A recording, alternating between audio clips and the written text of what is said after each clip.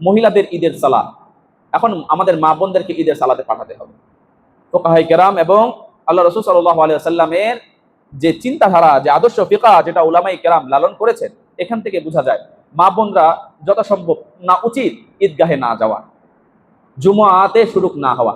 এখন আমাদের নতুন একটা কথা বের হয়েছে যে আমাদের মা বোনরা তো বটমূলে যায়, হিন্দু সংস্কৃতিতে যায়, তো ওইখান থেকে ফিরিয়ে এনে ঈদগাহে যাওয়া যেতে পারে কিনা।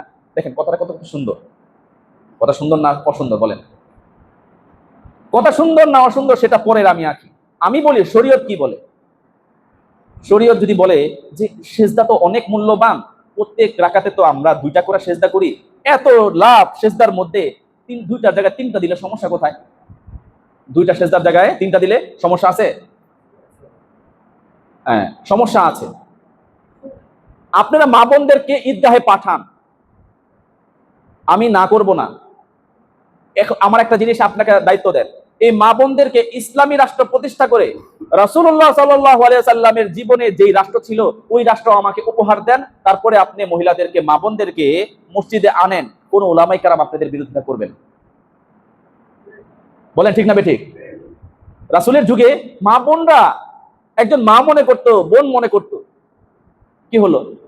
এখন আমি নাম বলবো না, আমরা অনেক মসজিদে দেখেছি, ওই যে মডেল মসজিদগুলো হয়েছে, সেখানে মসজিদকে দেখার নামে নারী পুরুষ একসাথে অবৈধ মেলামেশা করেছে মসজিদের ভিতরে, বলে না নাউজুবিল্লাহ। এটা তো আমাদের চোখের সামনে কম নয়। আপনি যদি এই বেহায়াপনা, আমি মসজিদের জামাত মহিলাদের জন্য কি অন্তত পক্ষে করা যেতে পারে, হয়তো আল্লাহ রাসূল ডাইরেক্ট হারাম না বা না জায়েজ না, এখন আমি জায়েজ কাজ করতে গিয়া আমার মা বোনদেরকে হারাম কাজে ফেলে দিচ্ছি, এটা কি শরীয়ত কি সমর্থন করে? বাড়ি যাবে, এত তাড়াহুড়া করে যেতে চাচ্ছে, নিজের 2টা প্রাণ ঝরে গেল। বলেন তো ওই ঘরে আর ঈদ আছে কিনা? মত তো আল্লাহর হাতে, সেটা ভিন্ন জিনিস। এই যে তাড়াহুড়া করে, মানে নিজ খুশি করতে গিয়ে এমন খুশি হয়েছে নিজের জীবনটাই উৎসর্গ করেছে। তো আমাদের কথা হচ্ছে যে আমরা খুশি আনন্দিত হই, সেটা শরীয়তের একটা দায় গণ্ডিমুক্ত আছে, সেই গণ্ডিমুক্ত থেকে আমরা আলোচনা করি না। আমরা ইসলামী রাষ্ট্র প্রতিষ্ঠাও করব না, রাসূলের সোনালী যুগ ফিরিয়ে আনার চেষ্টাও করব না, আবার মা বোনদেরকে পাঠাবো কি করতে? ঈদগাহে মাঠে। এটা কি উচিত না অনুচিত? আমাদের বলেন, আম্মা জান আয়েশা রাদিয়াল্লাহু তাআলা আনহা কে ছিলেন? আল্লাহ রাসূলের স্ত্রী। হ্যাঁ, আমাদের আম্মা জান মসজিদের নববীর থেকে দেওয়ালের পাশে পাশে, যেখানে দেখেছেন তো মসজিদের নববীর ভিতরেই আম্মা জান আয়েশা রাদিয়াল্লাহু তাআলার ঘর, যেখানে আল্লাহ রাসূল সাল্লাল্লাহু আলাইহি ওয়াসাল্লাম রওজা। এত কাছাকাছি সত্ত্বেও একটা হাদিস দেখান, যে হাদিসে আম্মা জান আয়েশা রাদিয়াল্লাহু তাআলা আনহা উনি মসজিদে জুমার নামাজ পড়েছে। একটা হাদিস দেখান, মেনে নিব আপনার কথা। আমাদের জন্য তো রাসূলের স্ত্রীরাই তো যে মডেলে চলবে, আমাদের মা বোনরা তো ওই মডেলেই চলবে। কি বলেন ভাই? ভাই ঠিক বলেন না বেঠিক বলেন? আম্মা জান আয়েশা থেকে আমরা বেশি বুঝি? হ্যাঁ বলেন। আম্মা জান আয়েশা রাদিয়াল্লাহু তাআলা আনহার ঘরের সাথে মসজিদের নববী একদম কাছে। একটা হাদিসও এই পর্যন্ত কেউ দেখাইতে পারলেন না যে আম্মা জান আয়েশা জুম্মার নামাজ পড়তে গেছেন, ঈদের নামাজ পড়তে গেছেন। তো বলেন তো রাসূলের বিবি আমাদের এবং ফাতেমা রাদিয়াল্লাহু তাআলা আনহা, যিনি জান্নাতের সর্দারনী, উনার আমল ফলো করব নাকি আমাদের মন গড়া আমল ফলো করব, সেটা আপনাদের কাছে আমি ছেড়ে দিলাম। কি করা উচিত, কি করা উচিত না। আরেকটা অনেক চমৎকার, একটা নিজের কাছে চমৎকার মনে হয়, আমার কাছে চমৎকার মনে হয় না, অনেকে দেয়, মা বোনদেরকে তো আপনারা মার্কেটে নিয়ে যান, ওইখানে নিষেধ করেন না, ওইখানে বেহায়াপনা তারা করতেছে, তো এই মসজিদ আসে নিষেধ করেন কেন? দেখেন একদম চমৎকার কিন্তু কথা বলে, যেটা হারাম সেটা হারামই, যেটা হালাল সেটা হালালি। বাজারে যে অন্যায় করা আর মসজিদে অন্যায় করা কি এক নাকি? বলেন।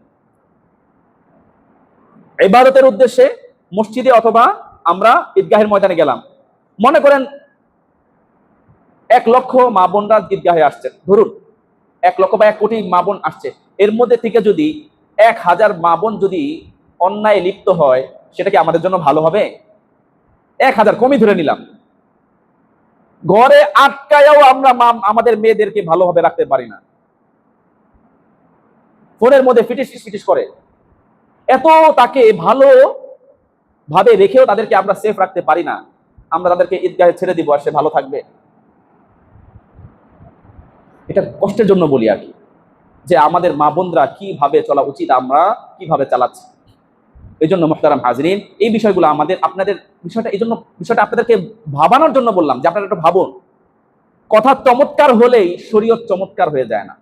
আপনি শরীয়ত প্রয়োগ করতে হলে আপনি এমন একটা পরিবেশ কায়েম করেন যেখানে আমরা পরিপূর্ণভাবে সকলেই আমরা ওই মা বোনদেরকে তাদের স্বাধীনতা মতো চলতে দিতে পারি। অন্যথায় পাহারাদার হয়ে আমার বিবিকে রানী বানিয়ে, আমার মেয়েকে রাজকন্যা বানিয়ে আমি তার ঢাল হয়ে আমি সব জায়গায় যাব, কোনো সমস্যা নাই। বলে ঠিক না ঠিক? এখন তো আপনি নামাজে যাবেন, আপনি নিয়ে গেলেন আসলেন, সবার পক্ষে তো যাওয়া সম্ভব না। হজে যাওয়া পর্যন্ত নিষেধ আছে, যে পর্যন্ত তার মাহরাম, হজ ফরজ, কিন্তু তার ছেলে নাই, তার স্বামী নাই, তার কেউ নাই, কোনো মাহরাম নাই, তার সাথে হজে নিয়ে যাবে, তার জন্য ফরজ না। তার টাকা তো সত্যি তার জন্য ফরজ না। তো হজে যাওয়া যাবে না, ফরজ বিধান। আর একটা জায়েজ কাজকে প্রমোট করার জন্য আমাদের সারা ব্যাপকভাবে যদি মা বোনদেরকে এইভাবে ঈদগাহে ছেড়ে দেই, সেটা আমাদের জন্য ভালো হবে না। এই জন্য আমরা দেখেছি ইতিপূর্বে, এই যে দেখুন, আপনারা একটা বলি, হিজবুত তাওহীদ, সময় শেষ, আমি কথা শেষ করে দিচ্ছি।